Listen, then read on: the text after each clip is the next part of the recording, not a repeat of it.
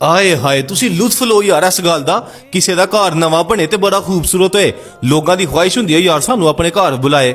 ਤੇ ਜਿੱਦੂ ਕੋਈ ਬੰਦਾ ਉਸ ਘਰ ਦਾ ਮਾਲਕ ਸਾਰੇ ਘਰਾਂ ਦੇ ਵਿੱਚੋਂ ਕਿਸੇ ਇੱਕ ਬੰਦੇ ਨੂੰ ਬੁਲਾ ਲੇ, ਲੋਕ ਰਸ਼ਕ ਕਰਨਗੇ ਕਿ ਨਹੀਂ? ਲੋਕ ਕਹਿਣਗੇ ਯਾਰ ਇਹਦਾ ਕੀ ਮਕਾਮ ਹੈ, ਇਹਨਾਂ ਨੇ ਬੁਲਾ ਲਿਆ। ਸਾਰੀ ਦੁਨੀਆ ਦਾ ਲੁਤਫ ਇੱਕ ਪਾਸੇ, ਸਾਰੀ ਦੁਨੀਆ ਦਾ ਹੁਸਨ ਇੱਕ ਪਾਸੇ, ਸਾਰੀ ਦੁਨੀਆ ਇੱਕ ਪਾਸੇ, जन्नत एक पासे। आए हाय सुनो, हुजूर ने फरमाया सल्लल्लाहु अलैहि वसल्लम, हुजूर ने फरमाया जन्नत जिदा इंतजार करदी है ना, जन्नत जिन्नू कहंदी है तू मेरे अंदर आ, जिदी मुश्ताक है, हुजूर ने फरमाया ओदा नाम है हजरत अम्मार बिन यासिर रदी अल्लाह तआला अन्हु। अज उन्हां दी शहादत दा दिन है।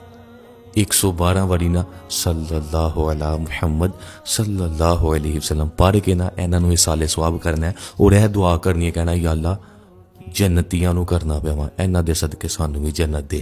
और अगली गल, जिन्हां दा पुत्तर नहीं ना नीयत कर लो अल्लाह पुत्तर देगा ना, ऐ ना रखना है इंशाअल्लाह इस नां दी बरकत दे नाल अल्लाह तुहानूं भी जन्नत देगा। मेरी चश्मे